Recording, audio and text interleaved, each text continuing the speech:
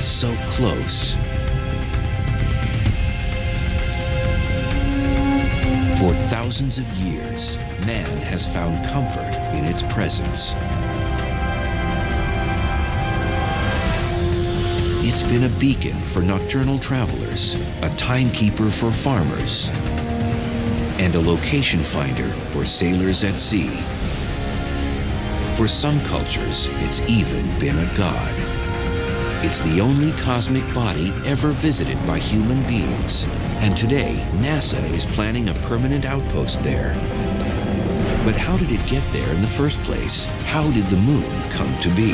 The answer is more astounding and spectacular than most residents of Earth have ever imagined.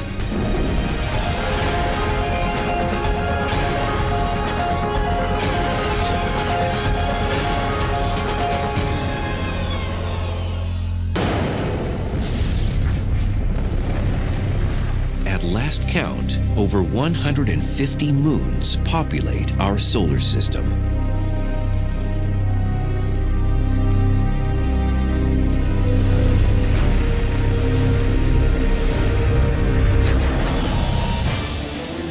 Neptune claims 13 of them.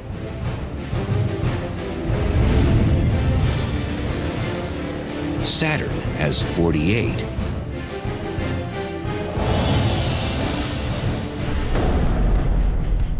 And Jupiter hosts an astounding 62.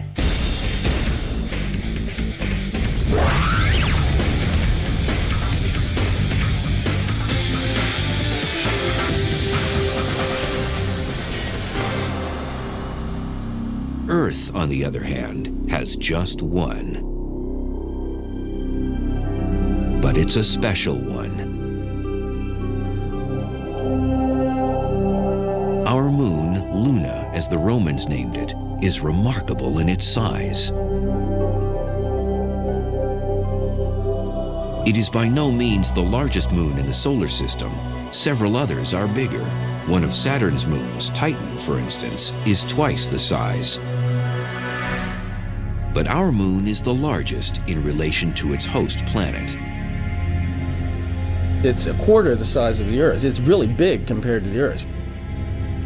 If you look through a telescope at the Earth from a distance, you'd see the Earth and this other big thing.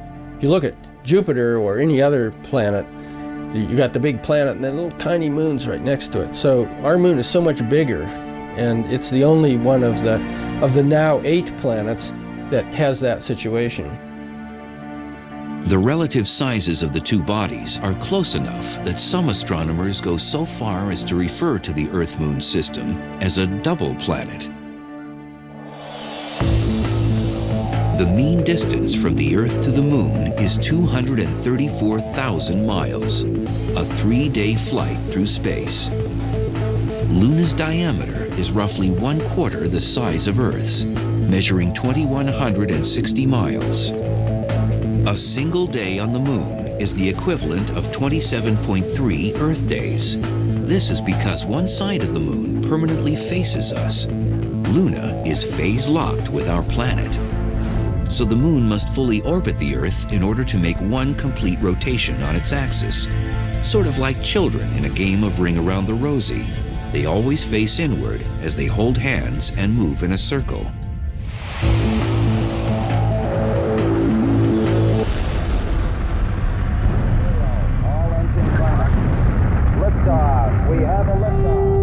Yet as closely related as the Moon is to our Earth, it would only take a brief visit to Luna to make it quite clear that it is in fact a very different world from our planet.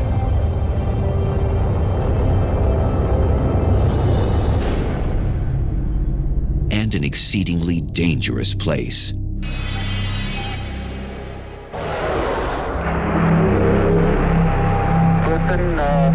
Tranquility Base here. The Eagle has landed. There's no air, of course, so you need your spacesuit. Indeed, the Moon has absolutely no atmosphere at all. So there is nothing to carry sound waves. If you were standing on the Moon with a friend and tried to converse, the person wouldn't be able to hear you, except by radio. I was strolling on the moon one day in the merry, merry month of December. No atmosphere also means that there are no air molecules to scatter light from the sun. So the sky is always black.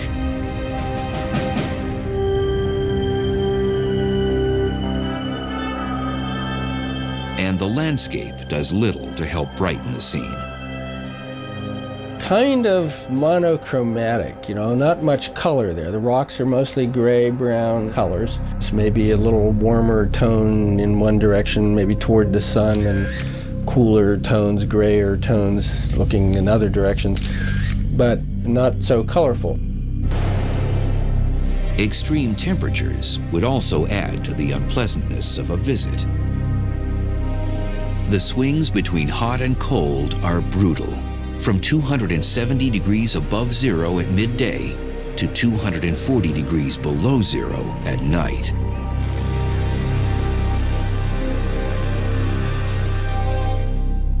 Even the moon's low gravity, just 1/6 of Earth's, could present a hazard to a tourist.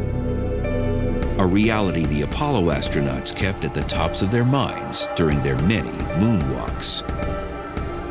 But they realized that beyond the thickness of their visor in their spacesuit was death. Should they do something and fall into a rock and lose their footing and fall and hit an outcrop, this visor could be cracked, exposed to the lunar vacuum. We would have had a serious situation on our hands.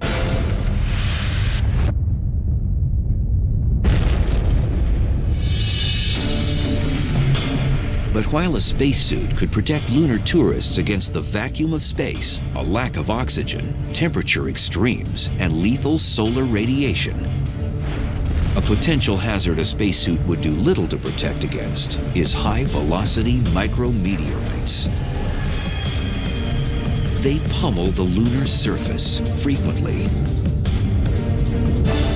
Tiny meteorites, the little ones that burn up in our atmosphere and make shooting stars, there's no atmosphere on the moon. They're coming right down, hitting the surface. They pulverize the lunar surface, generating a dusty blanket of gravel-like material called regolith. Dr. Amanda Hendricks studies the moon at NASA's Jet Propulsion Laboratory. This plant here is kind of a regolith factory. It's ground up rock is what it is. The timescales at this gravel mill are a lot faster. Here, it's made in less than an hour. But on the moon, it is the result of more than 4 billion years of bombardment by meteoroids and micrometeoroids raining in on the surface and breaking up the rock. Like the product of this gravel mill, lunar regolith has formed in a variety of grain sizes, from large rocks to fine dust. This very fine dust is familiar to us from Apollo images that were seen of astronauts' footprints in the dust. It's very fine, and so fine, in fact, that the astronauts had problems with it, sticking to their spacesuits, getting into the equipment, and it can end up causing a bit of a problem.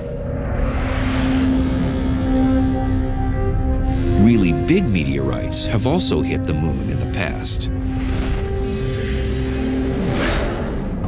In fact, these massive impacts are responsible for the dark circular regions on the lunar surface, the shapes that to many observers seem to be arranged like the eyes, nose, and mouth of a human face. They make up the illusion of the man on the moon.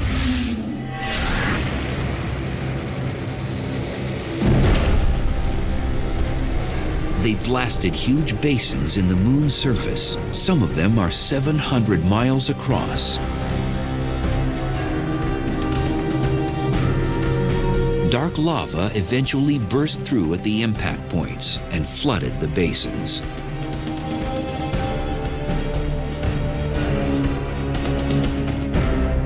Today, we call these dark regions Maria, the Latin word for seas.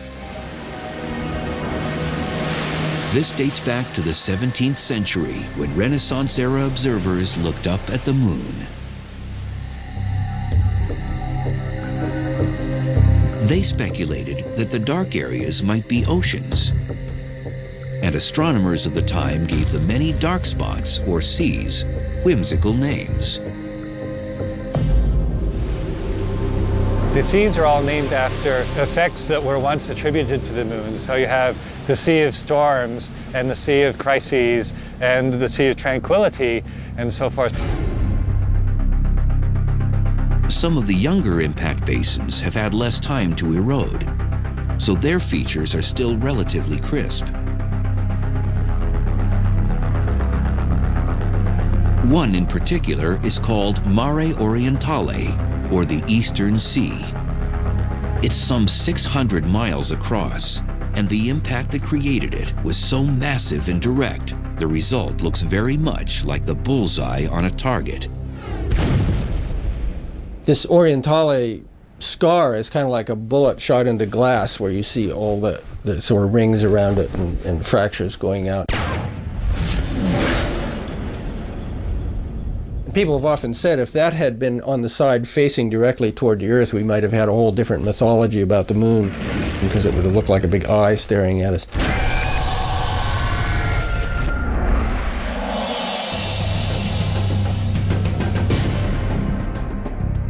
Three concentric rings of mountain ranges surround Mare Orientale, and some of the peaks rise to several thousand feet. They're all effects of the monster impact.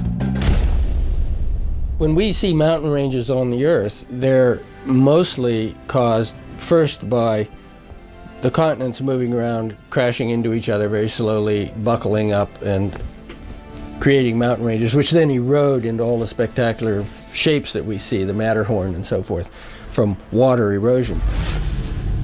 On the moon, there are no continental plate tectonics. The surface is static.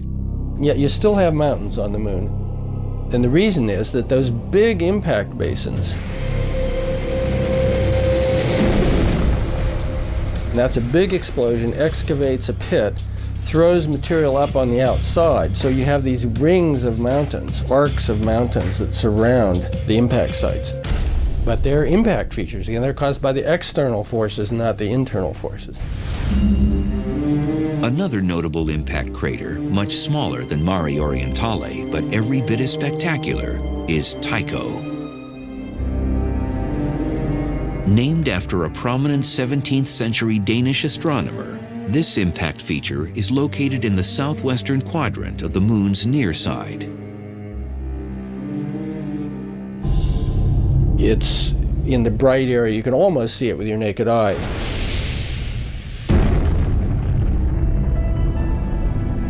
And when that explosion happened, as with many other craters, it shot out jets of bright powdery dust. So there are these rays that go out from it. It's very striking.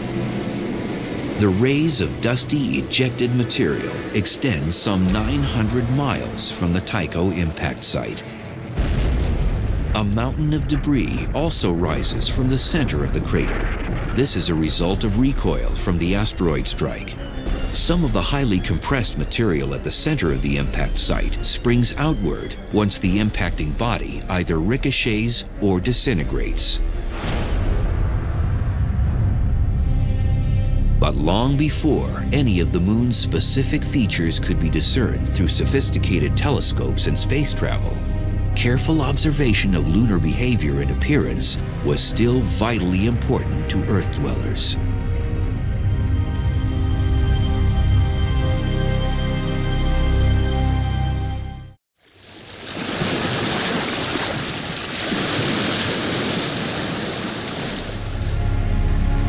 For 15,000 years at least, man revered the moon as a source of light, as a navigational guide, as a reference in agricultural pursuits,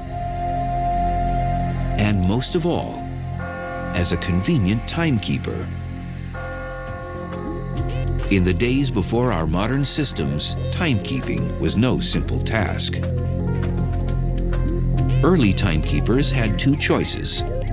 They could monitor the sun or the moon. If you think about trying to keep track of dates, if you use a solar calendar like we do nowadays, there are 365 days in a year, and that's an awful lot of days to keep track of. And it's not something that the ordinary person can do very well. Compare that with a lunar calendar. Everybody can tell when the full moon is, when the new moon is. You don't see the moon at new moon. You see it, it's big and round at full moon, so it's easy to tell. There are only 28 to 29 days in a lunar cycle, so it's easy to count them. And so most societies actually start out with a lunar calendar. Early observers of the moon also recognized that our planetary neighbor has a very real physical effect on the Earth itself.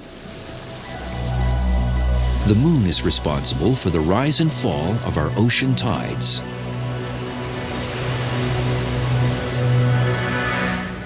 If we think of the moon as being this tennis ball and the Earth as being this football, okay, the tides are caused by the moon's gravitational attraction.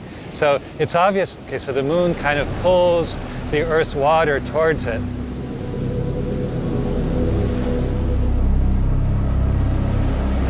And so this creates a slight bulge in the direction of the moon. What's less obvious is there's also a bulge in the direction away from the moon. So there's in fact 2 high tides every day. The other high tide you can think of as being caused by the Earth's centripetal force. The Earth and the moon are both rotating around, and that causes the water on the far side to also move out. An extreme illustration of the difference between high and low tides can be found along the shore of Canada's Bay of Fundy.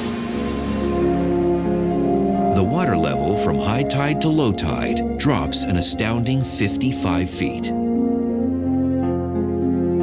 For some forms of life on Earth, the advance and retreat of the tides creates useful habitats.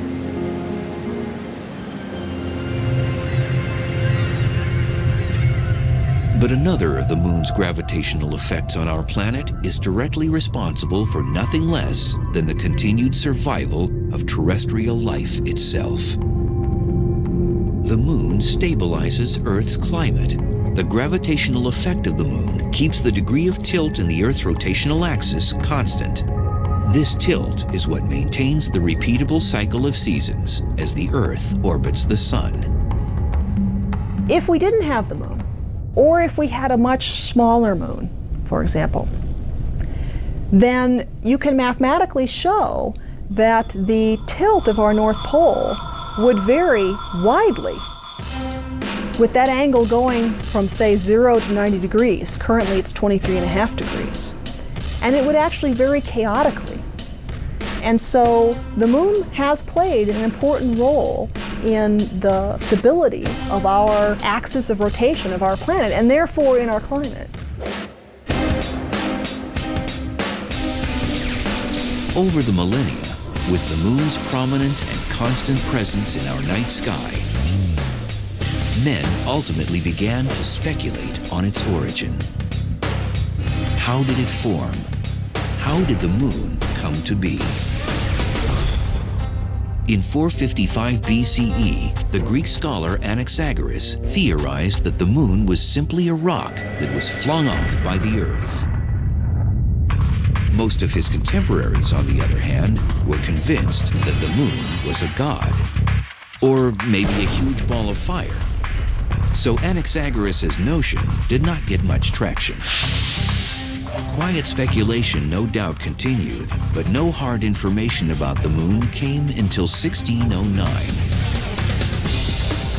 when Italian astronomer Galileo Galilei pointed one of the first telescopes at the moon and recognized that he was looking at a landscape, the terrain of another world.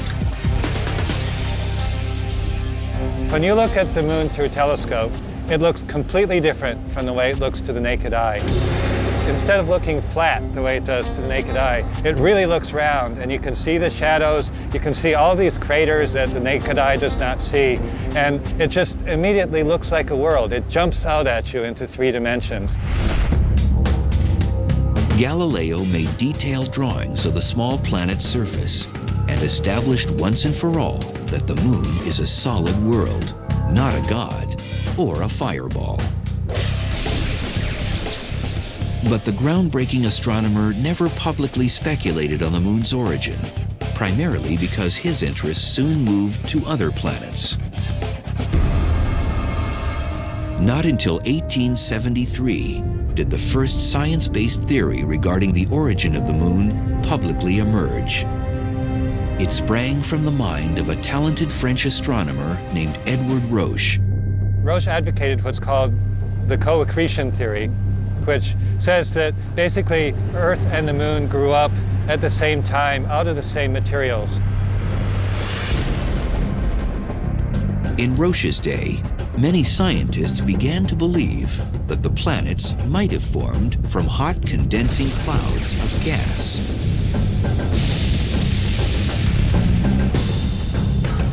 It gradually contracted and cooled, and as it contracted, it would separate out rings of gas. So you'd have a ring of gas here, a ring here, and so forth. And these rings of gas would then eventually coalesce and form the planets. Roche saw the Earth and the Moon as a solar system in miniature. His idea was that the Earth starts out as a ball of gas and then cools and contracts and sheds a ring of gas that then itself coalesces and forms the moon.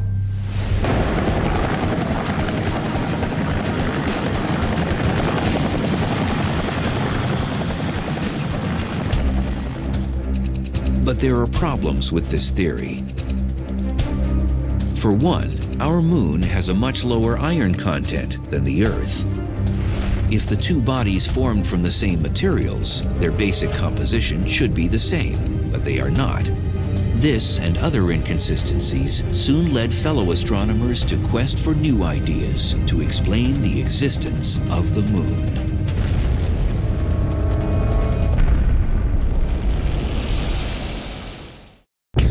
In the last third of the 19th century, advanced theories about the origin of the moon started to emerge.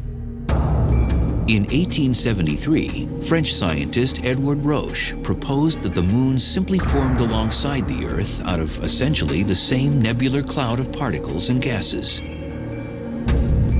But this idea had a fundamental weakness.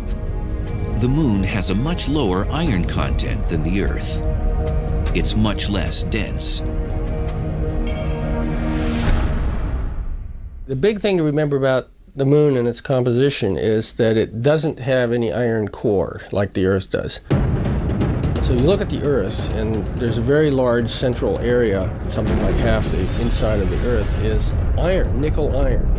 And that's metal that drained down to the center of the Earth when the Earth was hot, when it formed at the beginning. The moon is more like just plain rock.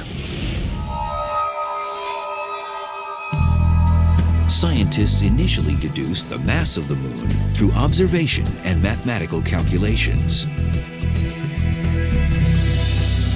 If the moon had formed from the same stuff that made the Earth, the iron content should be similar. It was a hole in the theory Edward Roche couldn't explain. But another idea soon followed on the heels of the co-accretion hypothesis. In 1878, George Darwin announced his fission theory of lunar origin.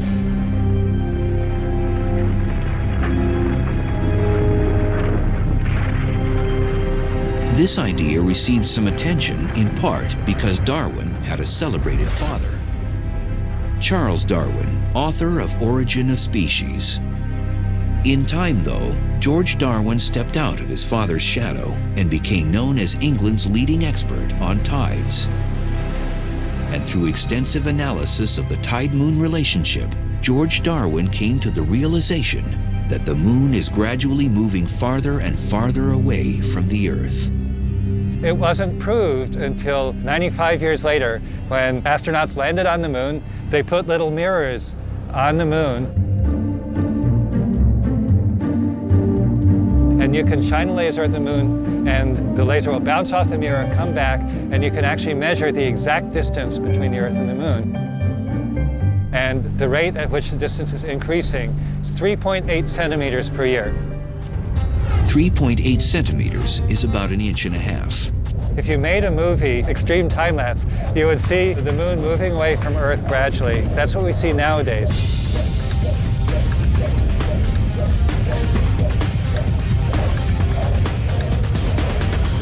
Darwin began to consider what would happen if you reversed the process, if you ran the movie backwards.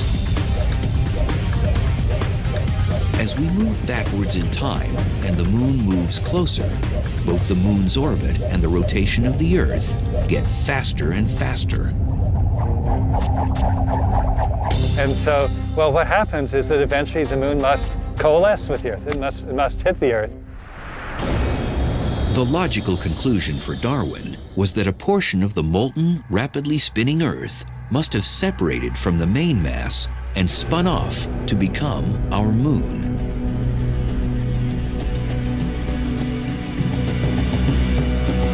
He immediately began work on mathematical calculations to reverse the trajectory of the moon all the way back to the Earth. Frustratingly, he reaches a point where it gets almost to Earth, and then he couldn't work it out any farther. The mathematics doesn't let you go any farther. What you get to is a point where the moon is whipping around the Earth at a rate away from the Earth. Still, the mathematics did not allow Darwin to bring the two cosmic bodies into contact. The fission theory was debated for decades, but scientists eventually concluded that the relative movements of the Earth and Moon could not have resulted from it. The Earth would have been spinning too fast to account for its present rotation rate.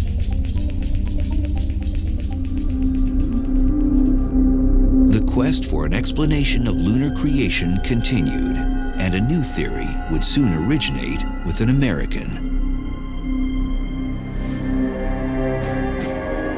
In 1909, Thomas Jefferson Jackson C. was a U.S. naval captain based at Mare Island near San Francisco. His official job was to keep the standard time for the U.S. West Coast. But C. was also a gifted scientist. As a young man, he had trained as an astronomer. He was one of the first Americans to actually get a doctorate in astronomy. He went to Germany and got a PhD in astronomy, which was, almost unheard of back then. The U.S. was still scientifically total backwater in the 1800s. C's duty station, Mare Island, had an observatory, and the captain's job allowed him plenty of time to theorize. He had spent time analyzing both the co-accretion and the fission hypotheses regarding the origin of the moon, and he wasn't convinced. Gradually, Thomas C. developed a completely different idea. It came to be called the capture theory. Essentially, C theorized that the moon had actually formed in a different part of the solar system from the Earth, that it orbited the sun, just like the other planets, but that at some point it had moved too close to Earth and was captured by Earth's gravity. His idea was that there's something that he called the resisting medium in outer space, which we know is not there now. C never adequately explained what this resisting medium was supposed to be, possibly tiny particles of matter. Regardless, he was sure it no longer existed. His idea is that for the Earth to capture the moon would have to come in from far away, and then it would hit this resisting medium and slow down, and then gradually get captured into an orbit. Maybe not at once, might take a little while, but gradually it'd be captured into Earth's orbit. It's a little bit like a bungee jumper jumping off a bridge. They'd go down, come back up, not quite as far, go down, come back up.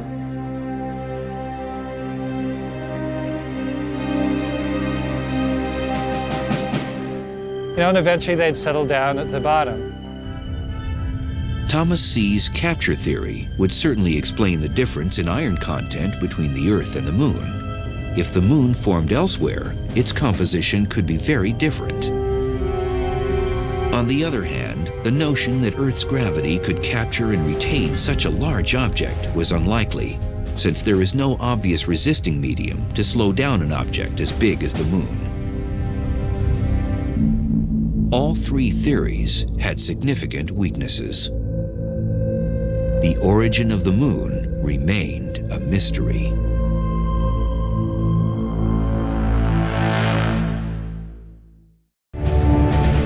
On July 20th, 1969, U.S. astronauts set foot on the lunar surface for the first time. It's one small step for man, one giant leap for mankind. They had landed their lunar module on the hardened lava plain known as the Sea of Tranquility. And mission pilot Buzz Aldrin described the view as magnificent desolation. Beautiful view. Isn't that something? Magnificent sight out here. The astronauts brought back 48 pounds of moon rocks and dusty soil, or regolith. Our position 1330, 6915. Geologists at Johnson Space Center in Houston eagerly awaited their arrival.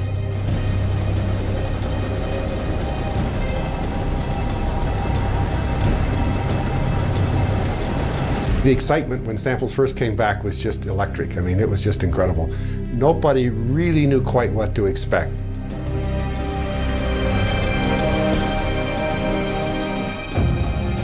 And we realized right away that we had basaltic rocks, like one might see in Hawaii. In fact, very similar to rocks one would see in Hawaii. The NASA geologists were intrigued to find not only basalts, but rocks of another sort. Rocks called breccias. Breccias form during asteroid impacts. So if you can imagine a large impact body hitting the moon, is going to be very chaotic.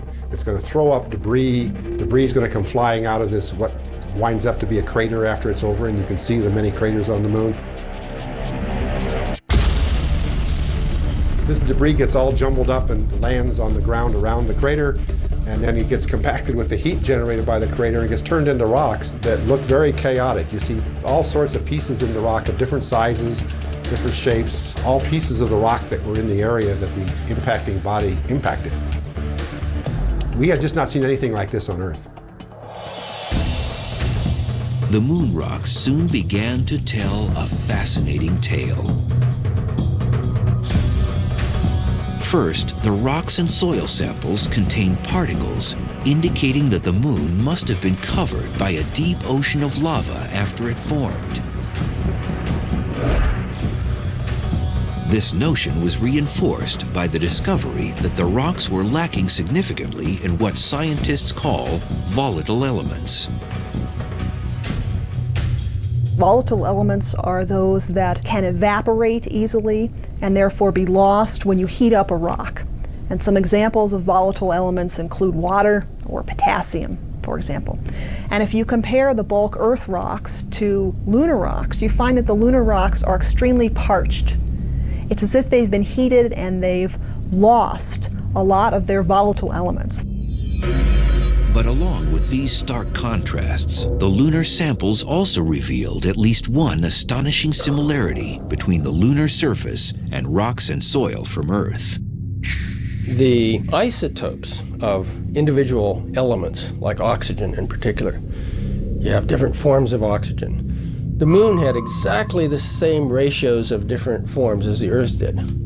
But all the other rocks we knew from elsewhere in the solar system, which are meteorites that fall out of space, all have different oxygen isotope ratios, which tells you that the moon material and the Earth material are very, very similar. In the end, the lunar samples had supplied a wealth of hard evidence regarding the geological makeup of the moon. But astronomers trying to understand the moon's origin were still left with a puzzle.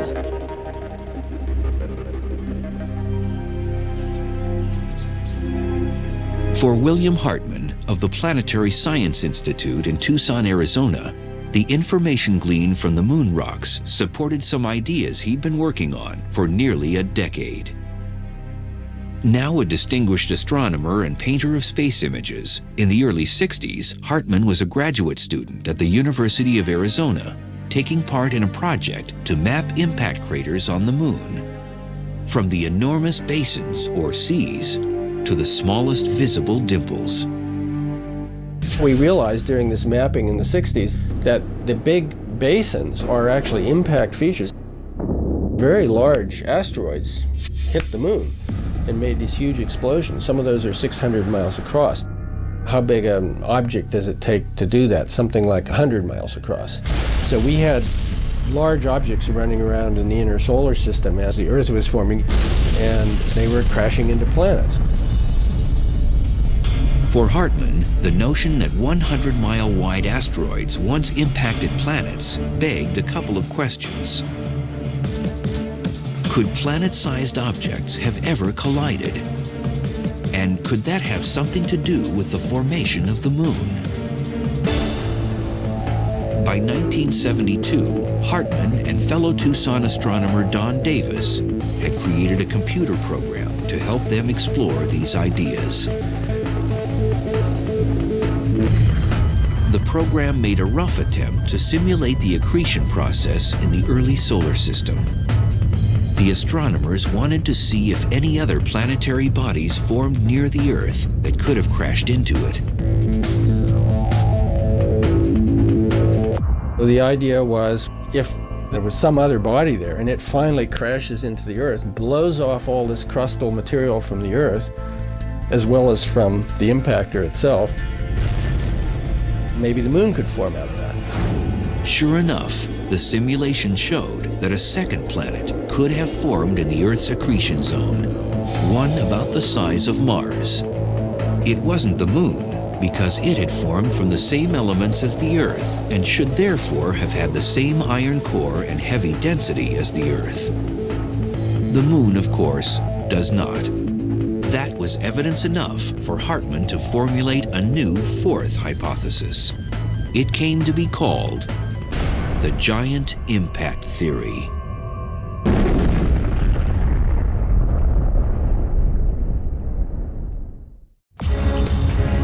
In 1974, a new hypothesis explaining the origin of Earth's moon debuted on the world's scientific stage. Its proponents dubbed it the giant impact theory. The basic idea is that about 4.5 billion years ago, Earth collided with an object roughly the size of the current planet Mars. It's a very large collision, and it started the Earth spinning. It's what gave us our current 24-hour day, we believe. And this collision was so massive that it launched material into orbit around the Earth, and it's from that material that we believe the moon later coalesced.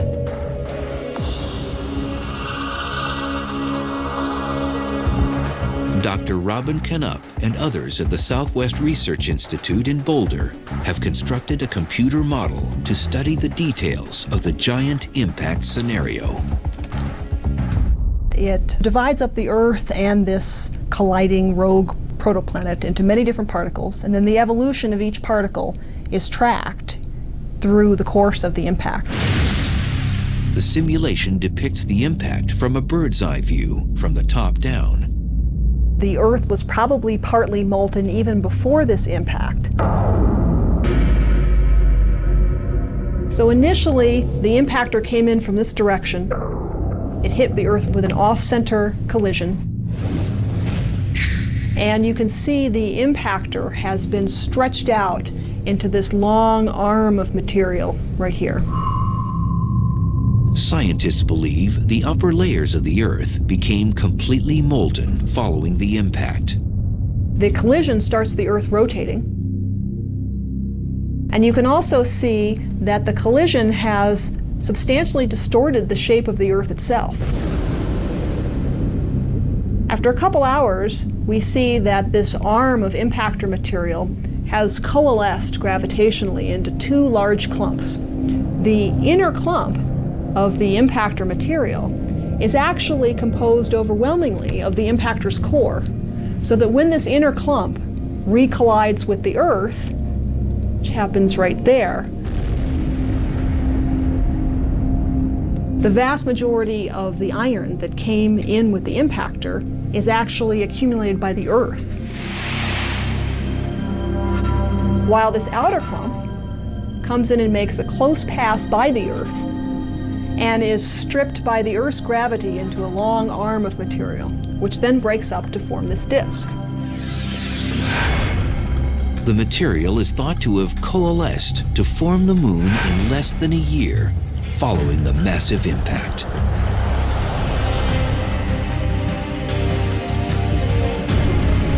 There is no sign of this impact on the Earth today, because at the time, our planet had only developed to about 90% of its current size. The remaining 10% would accumulate from later, much smaller impacts. Also, the Earth's own gravity had a reshaping effect. Within a day after the impact, the Earth had reassumed a basically spherical shape, and any depression that the impact caused would have been smoothed over.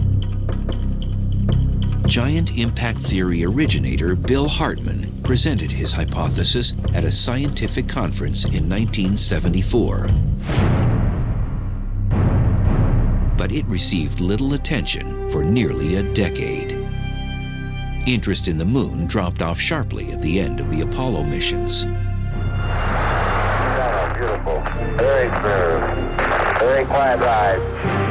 Finally, at a lunar conference in Hawaii in 1984, 12 years after the last moonshot, the world's foremost astronomers reached a consensus. The giant impact theory was the most acceptable explanation to date for the origin of the moon.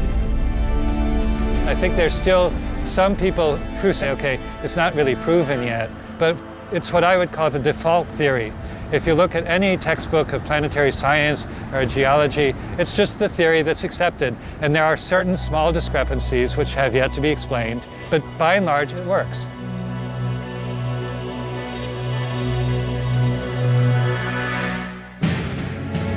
Even with an agreed-upon theory of how our moon came to be, scientists have not finished studying our closest cosmic neighbor by any means. In fact, talk of returning to the lunar surface with a permanent manned outpost has recently emanated from the White House and NASA headquarters. Gorgeous views out the window. Sequence good, everything go. Such a base could provide a place to train astronauts to live in space long-term, as well as provide a more efficient launch point for eventual missions to Mars. But such lofty scientific goals are far from the minds of average residents of Earth, who occasionally peer up at the glowing, mesmerizing lunar disk in the night sky. For us, talk of lava oceans, regolith-forming micrometeorites, and giant impacts will never diminish the fascination and romance of our mysterious neighbor world, the Moon.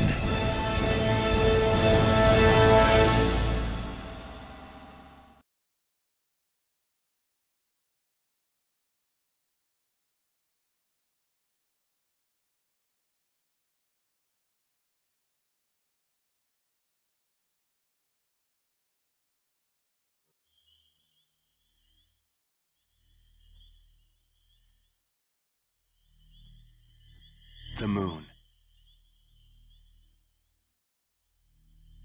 Earth's constant companion, yet still full of mystery. Until now.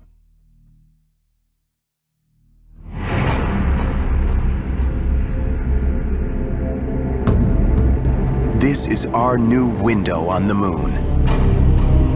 And this is the incredible new view in high definition. Kaguya, Japan's revolutionary lunar explorer, is bringing us closer to our lonely gray neighbor than ever before.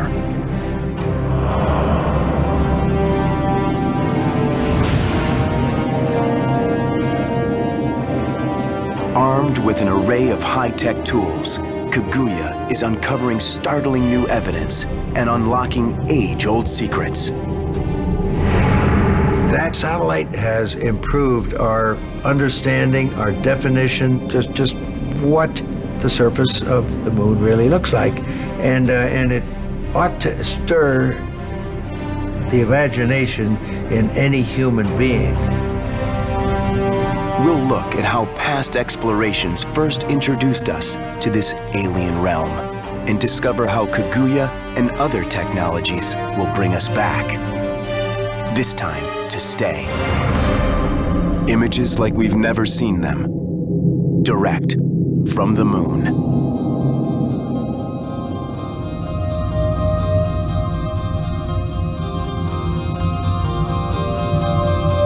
The surface of the moon, a place of haunting beauty.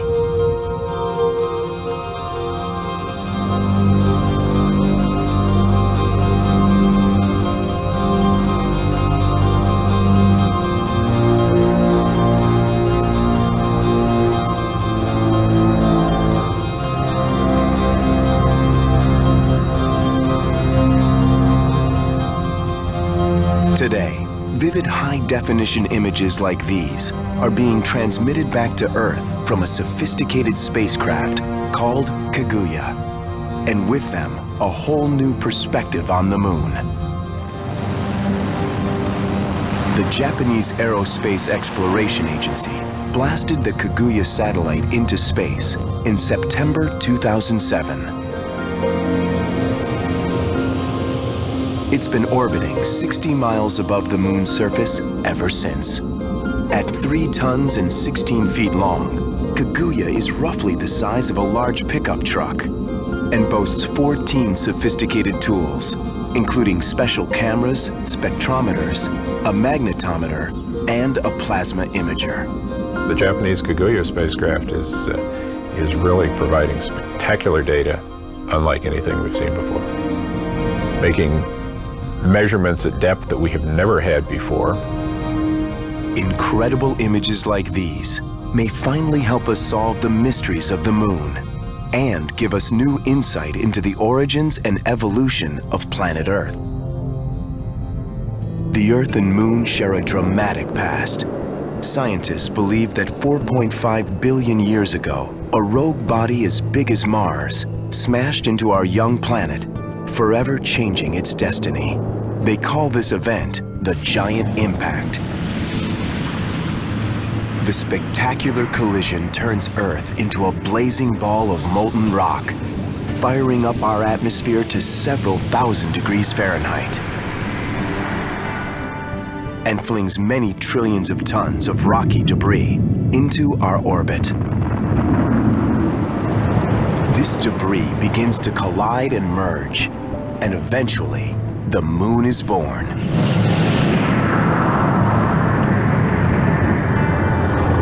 The power of gravity has tethered it to Earth ever since, orbiting around 236,000 miles away.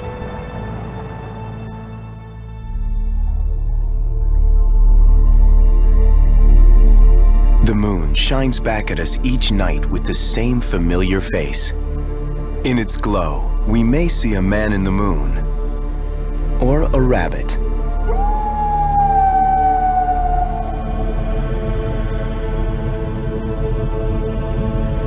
But what the Kaguya satellite sees is a new set of clues about the moon's unique composition.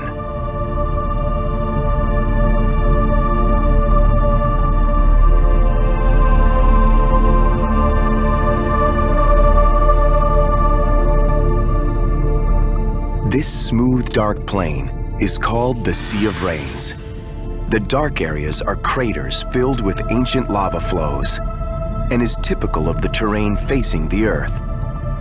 The patterns we know as the face of the moon are actually a combination of numerous craters that were long ago filled with dark lava. This is the only side of the moon we can see from Earth. The far side of the moon, mistakenly referred to as the dark side, has a vastly different terrain. It gets the same amount of sunlight, but has more giant craters and hardly any trace of dark lava. The question is, why are the two sides so different? Dr. Noriyuki Namiki is studying this phenomenon by using Kaguya's unique scientific instruments. Numerous lunar probes have been launched to study the moon's surface, so we know a lot about that. But in order to find out about the moon's history, we need to go below the surface and look inside. He believes that the satellite's orbital path holds the key to understanding the moon's internal structure. This is because the moon's gravitational pull varies along the satellite's trajectory. By precisely measuring changes in the satellite's orbit, it's possible to map the gravitational fields. Kaguya uses an innovative satellite to sub-satellite system to relay data when it's on the far side of the moon. These red spots highlight areas on the near side of the moon with a stronger than usual gravitational pull, indicating high-density mass under the surface. There is no such area on the far side of the moon. Instead, these blue spots reveal areas where the gravitational force is weaker than usual, indicating low-density mass underneath. When the results of the first observation came out, we were elated. It was this feeling of, yes, we were right. We knew there was a difference in the surface of the far side and that of the near side, but the different patterns in the gravitational field indicate that the differences are not just superficial, they go deep. So what caused these big structural differences in the moon's inner core? Dr. Kiyoshi Kuramoto believes the Earth holds the key.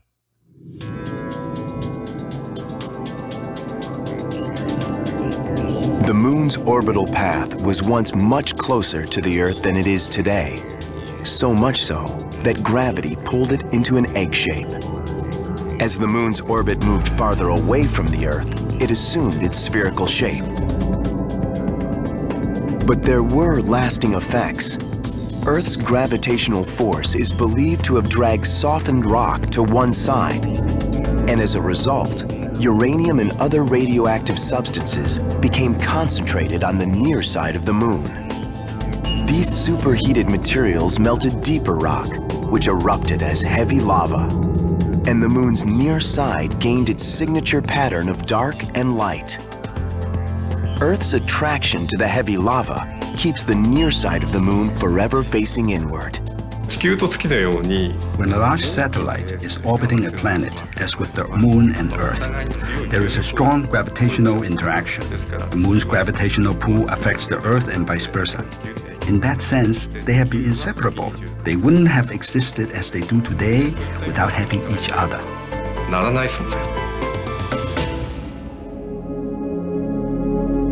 While Earth's gravity keeps the moon in orbit, the moon's gravity drives our ocean's tides and helps keep our climate stable and relatively mild. But our nearest neighbor is also a realm of secrets. Apollo astronauts were the first to probe this alien world. Today's technology will dare to go even further.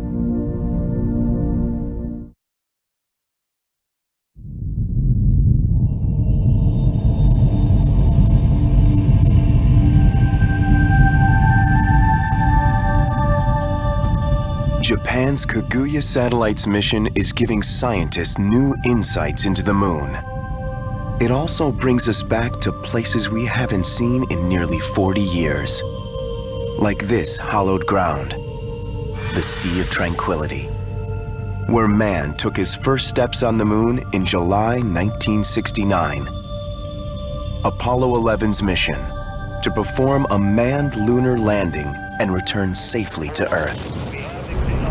We have liftoff on Apollo 11.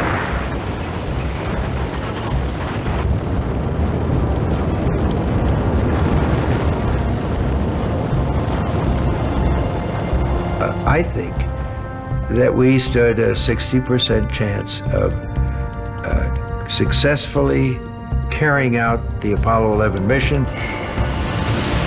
Apollo 11, this is Houston. You are confirmed to go for orbit.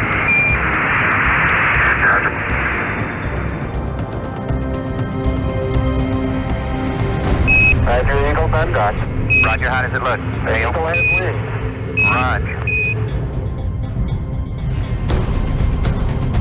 Apollo 11 was a much more challenging landing than any of the later flights. Pretty rocky area. Neil did not like where the computer was taking us. He heard the 60 seconds of fuel left at about 100 feet above the ground. 60 seconds. That I was getting a little concerned, but I didn't want to disturb the guy next to me.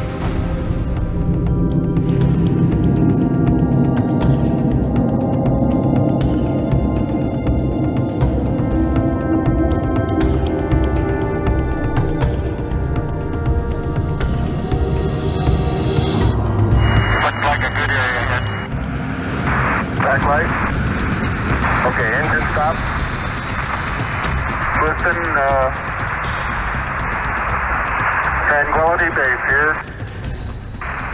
The Eagle has landed.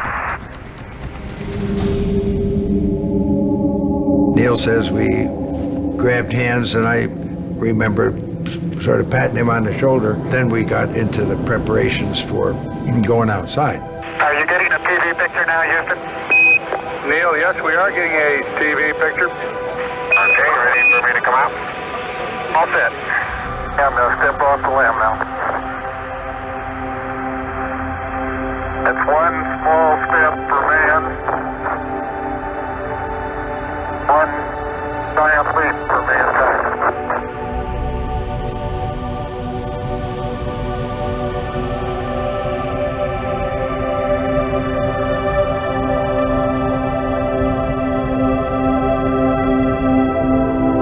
When we got there, nothing could be more descriptive than the word desolation. Beautiful view. Isn't that something? Magnificent sight out here. Magnificent desolation. When I was walking around on the surface and happened to gaze up, it caused me to realize that two people are further away from home than two people have ever been. The astronauts have only 2.5 hours to explore this strange and daunting new world. There's no color, just no color whatsoever. It's all just gray, shades of gray. The dust itself was just like talcum powder. What was amazing was the cohesiveness of the dust as the boot prints made an imprint. As you put your foot down and it all went out with no dust, no billowing. It doesn't do that here on Earth. Their heavy spacesuits protect them against intense radiation and minus 280-degree Fahrenheit temperatures. But the spacesuits make some of the simplest maneuvers difficult. 3, 2, 1. Under ignition.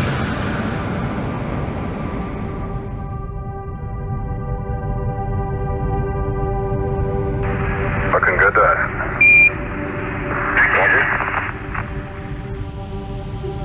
The Apollo 12 mission lands in the Ocean of Storms region in November 1969. This time, astronauts spend nearly 8 hours on the moon, exploring the landscape and collecting samples. Man, that may have been a small one for Neil, but that's a long one for me. Houston, we've had a problem. In April 1970, Apollo 13 sets out to explore the Fra Mauro region of the moon. Actually, we are venting something.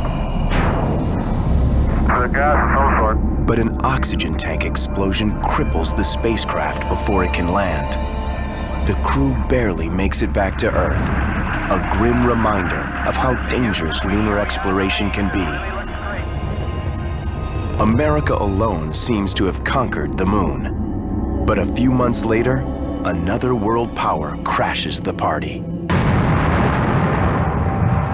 The Soviet Union, America's space rival, manages to build, test, and launch a remote-controlled lunar rover called the Lunokhod in total secrecy.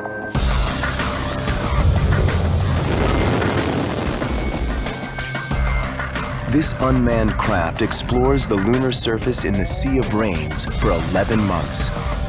It transmits thousands of images of the moon's surface and completes some 500 scientific tests before dying a natural death.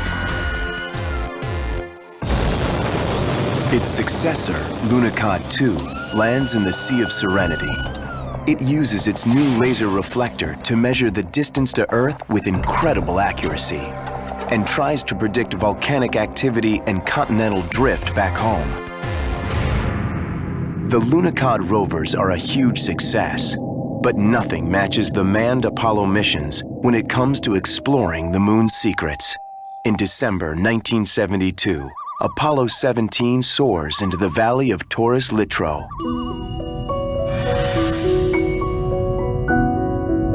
Here is that same view today from the Kaguya satellite's terrain camera. Crew member Dr. Harrison Jack Schmidt, the only geologist to visit the moon, chose the landing site. Well, what we were trying to do is get as broad a spectrum of samples in different ages as we possibly can from the different units. And that's what the Valley of Taurus Littrow offered us the opportunity to do.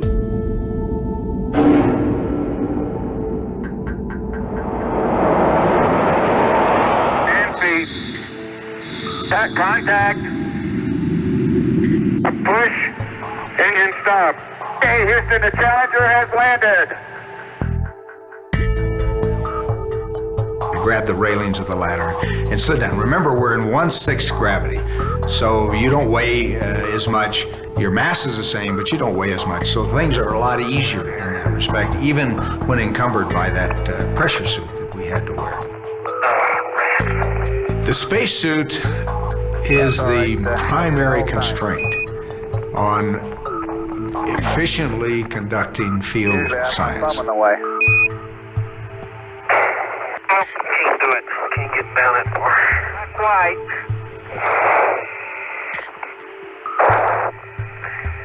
Leave it.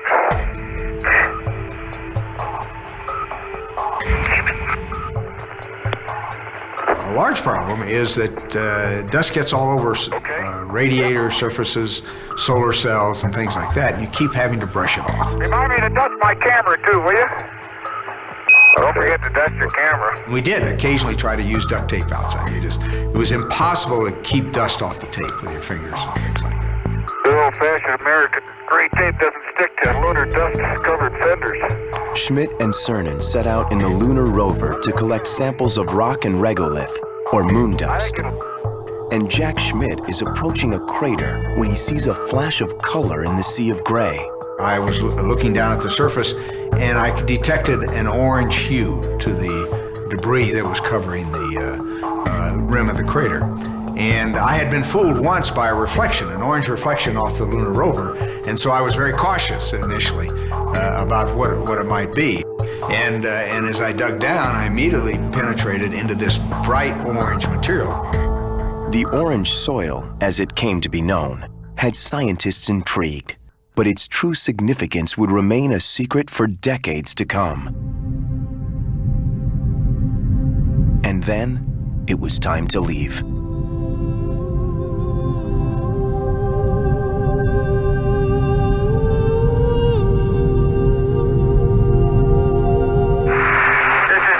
On the surface, and as I take the last step from the surface, as we leave the moon in Taurus Littrow, we leave as we came, and God willing, as we shall return. Those words were spoken on December 14th, 1972. No humans have set foot on the moon since.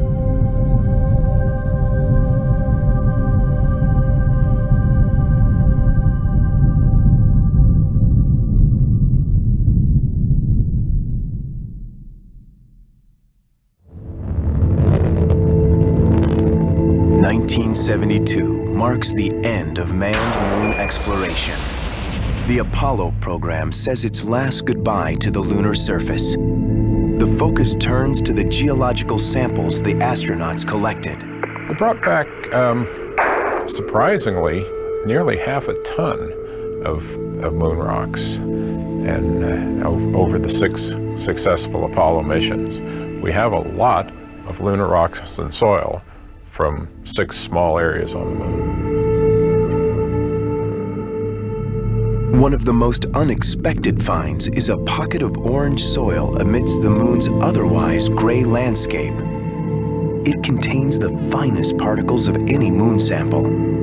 Almost 40 years later, the significance of this orange soil remains a mystery.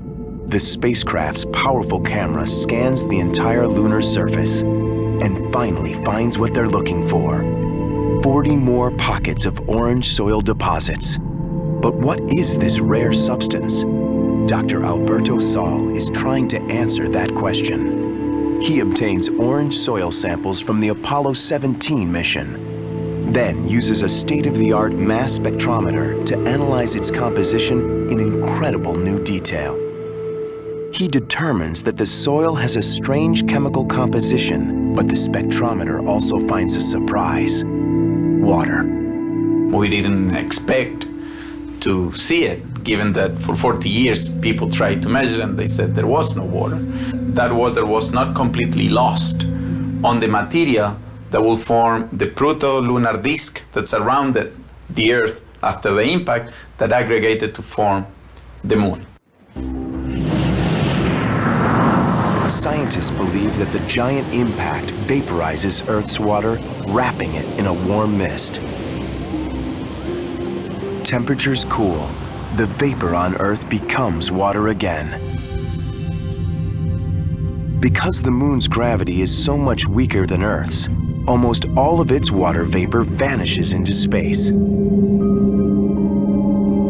But some is preserved for billions of years, locked inside tiny fragments of volcanic rock. The mystery of the orange soil has finally been solved. Japan's Kaguya is bringing moon exploration to a whole new level, allowing scientists to study the moon's terrain like never before. Take a look at the difference. This is a picture of the moon's surface taken by an American lunar explorer in 1994. This is Kaguya's version. The previous images could only reveal craters around 1,500 feet in diameter. Kaguya can identify pits as small as 30 feet and render them in stunning 3D.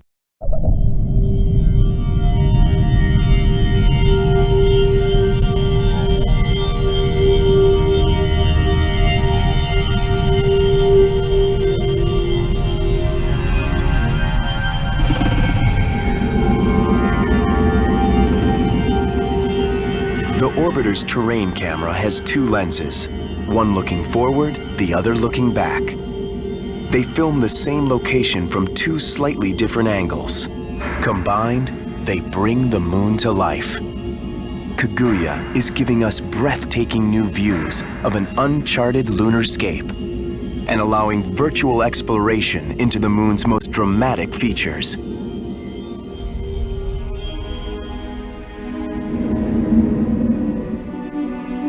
Like the crater Tycho, whose signature streaks can be seen from Earth.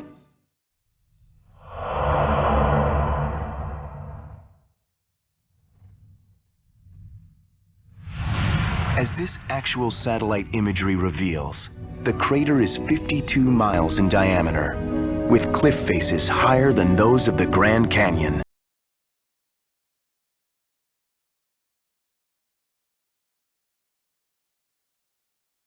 Gives us new insight into how major impacts like this one have shaped the Earth. The prominent rim gives way to a series of terraces, a common feature of the moon's larger craters.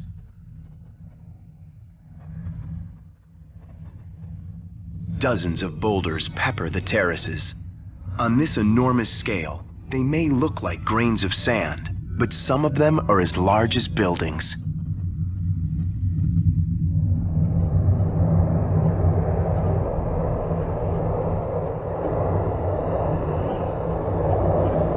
The terraces slope to the floor of the crater, a vast plain of rock and dust, scarred with deep cracks.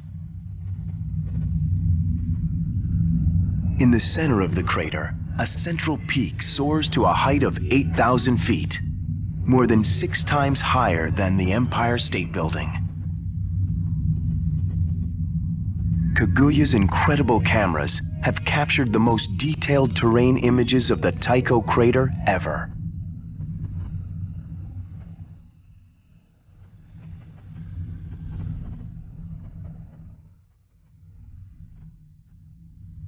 These images allow scientists to create a theory about the crater's formation. 100 million years ago, a large celestial body strikes the moon's surface, the equivalent of detonating millions of nuclear bombs.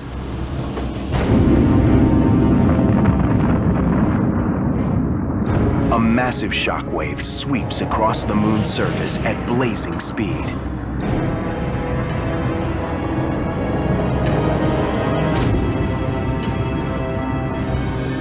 And blast away 20 trillion tons of pulverized rock and dust.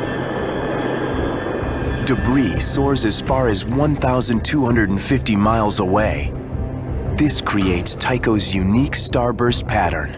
The meteor's initial impact creates a huge basin over 2.5 miles deep.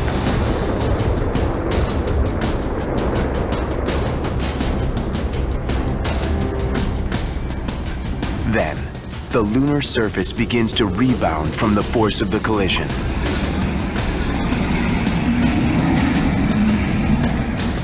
Land near the rim slumps into terraces.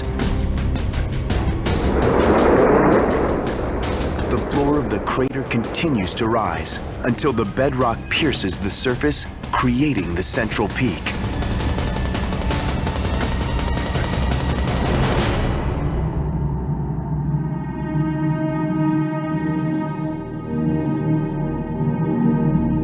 Lunar crater analysis gives scientists a better perspective on one of Earth's hidden battle scars. Hidden under Mexico's Yucatan Peninsula is the Chicxulub crater. 112 miles across, it's twice the size of the Tycho crater, but shares the same shape and distinctive central peak. Scientists believe it's the impact site of a 6-mile-long asteroid that smashed into Earth 65 million years ago.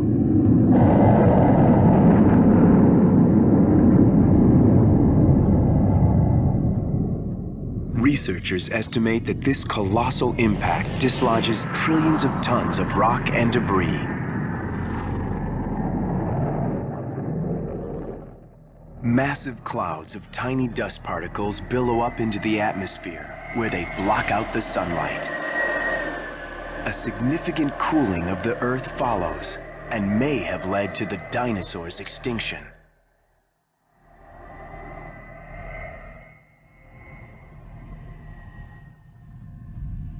The more clues Kaguya's cameras uncover on the surface of the moon, the more we learn about our own planet and its dramatic past.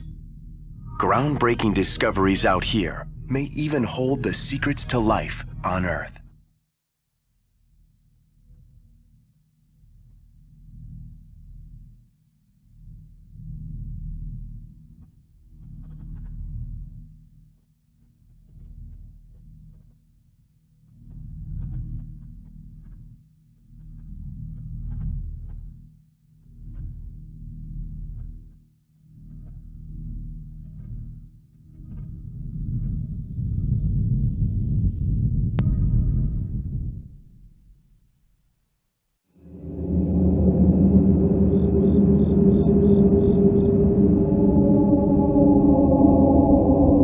The face of the moon has long fascinated us with its alien pits and pockmarks. And with almost no atmosphere or water to alter their appearance, craters retain their original form for billions of years. Now, Japan's Kaguya orbiter is finding new clues in this ancient landscape. Clues that could change everything we know about the origins of life on Earth. It's now possible to study the number of craters in detail, providing us with information on when small celestial bodies hit the moon, as well as their mass and quantity. Kaguya has helped us significantly boost such information. Scientists determine the age of a crater by analyzing its state of degradation compared with others around it. They then measure its width and depth. Charting the size and age of the craters reveals an interesting pattern. A spike in moon impacts around 3.8 to 4 billion years ago. But what caused this sudden peak? Scientists once believed that comets crashing in from the outer solar system made most of the moon's craters. But that wouldn't explain the spike in activity 4 billion years ago. Dr. Fumi Yoshida thinks she's found the real culprits: asteroids. Most of these small planetary bodies orbit in a belt between Mars and Jupiter, and they've been there since the moon was formed. Dr. Yoshida uses a highly advanced telescope to measure more than 1,000 of these asteroids. Then she compares them against the lunar craters formed 3.8 to 4 billion years ago. To her astonishment, the sizes match almost perfectly. The size distribution of craters is like a fingerprint, and so is the size distribution of asteroids. Since the fingerprints matched, we can believe that numerous asteroids collided with the moon some 3.8 billion to 4 billion years ago.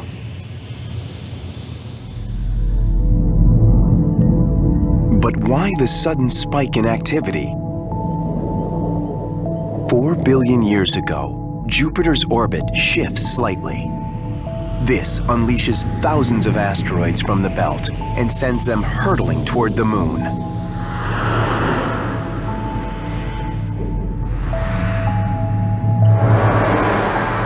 And the Earth, but with much different results. Dr. Takeshi Kakegawa sets up an experiment to simulate what might have happened when asteroids hit this planet.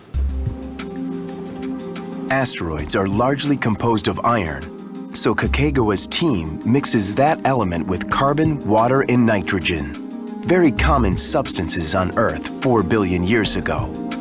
They're sealed together in a container. Next, Kakegawa simulates the massive impact of an asteroid strike on Earth. By firing the container at almost 2,000 miles an hour. 5, 4, 3, 2, 1.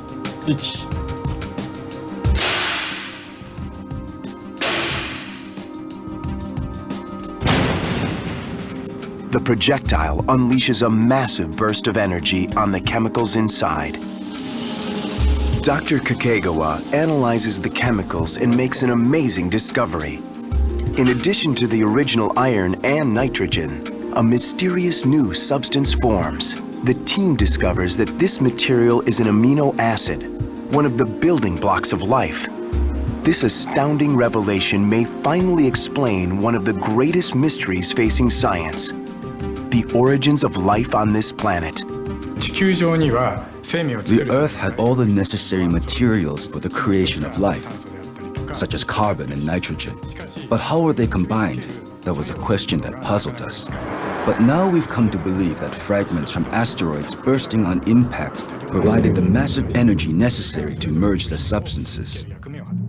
Dr. Kakegawa comes up with a scenario for the evolution of life on Earth. 4 billion years ago, oceans rich in carbon and nitrogen cover most of the planet.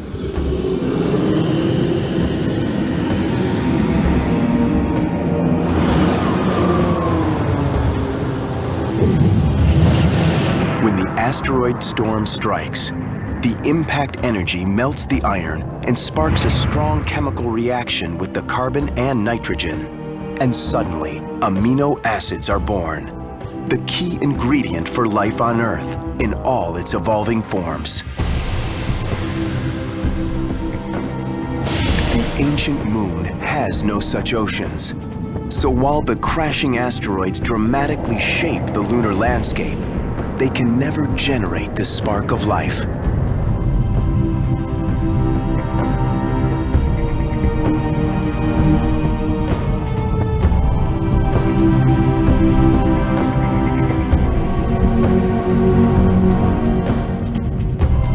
Indeed, this barren place hardly seems hospitable to human living conditions. But that's all changing.